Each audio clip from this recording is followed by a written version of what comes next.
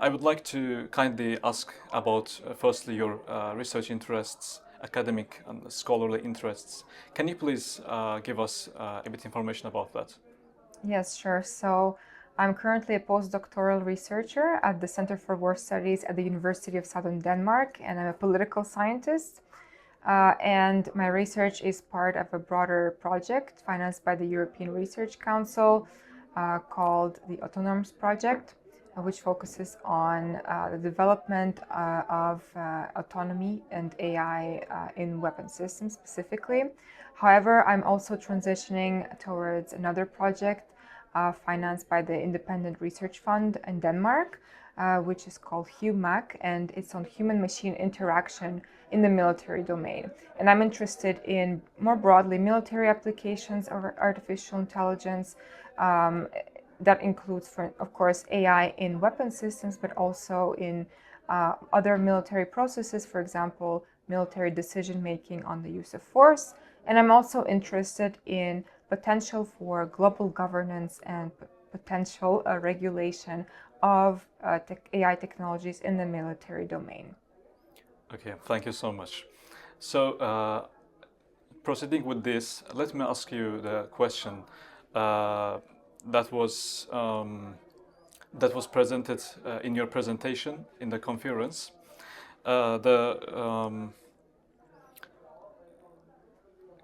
Can we start just this? Can we restart this process? How is it possible to cut the video? Yeah, from this moment. From this moment, yeah, from the second part of the Okay. because I think that it would seem odd to open my phone. I would open the question.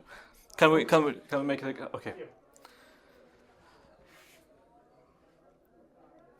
So thank you so much for the information, and so proceeding that, I would like to ask the question that was related to your presentation in today's conference.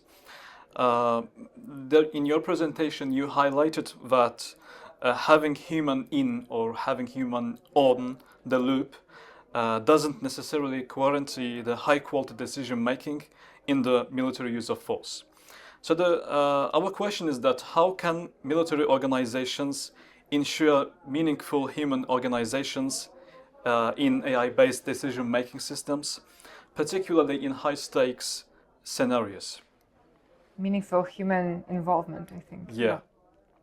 Yeah, so this is something that came out of a research from the last of the research project that I'm part of from the last few years, is that even in the case of particular uses of some weapon systems such as loitering munitions and also AI-based decision support systems in the military domain, even when a human is officially making the decision on targeting, that still there is a certain norm defined as a sort of what is appropriate, right? A standard of appropriateness in warfare that has been proliferating, and that norm is a reduced form of human involvement in the use of force. And this has a number of potential implications, including ethical, legal, and security concerns as well. So it's important to, going forward in this debate on AI in the military domain, it's important to make sure that there is a strengthened and sustained form of human agency that is exercised in, especially in use of force decision making, as this potentially has important implications. First of all, this strengthening and sustainment of human agency and the exercise of human agency must be done across the life cycle of AI systems, starting from pre-development to development to testing and evaluation, and to use in a potential battlefield context, and then the post-use stage as well. There also needs to be proper training and education measures where humans involved in the use of an AI system must have the necessary space and the necessary conditions to be able to deliberate on what the potential effects of the use of the systems might be in a particular context. So there needs to be appropriate training and education for the humans involved. And potentially, given the difficulties of limiting the uses of certain systems,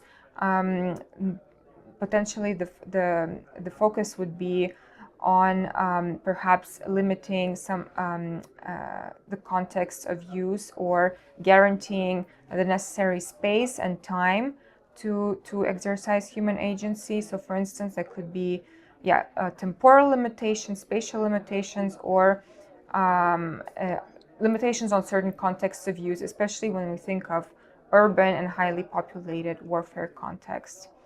Going forward, it's also really important to engage in a multi-stakeholder process to discuss these practical operational ways and guidelines on ensuring and sustaining the exercise of human agency and targeting decision making.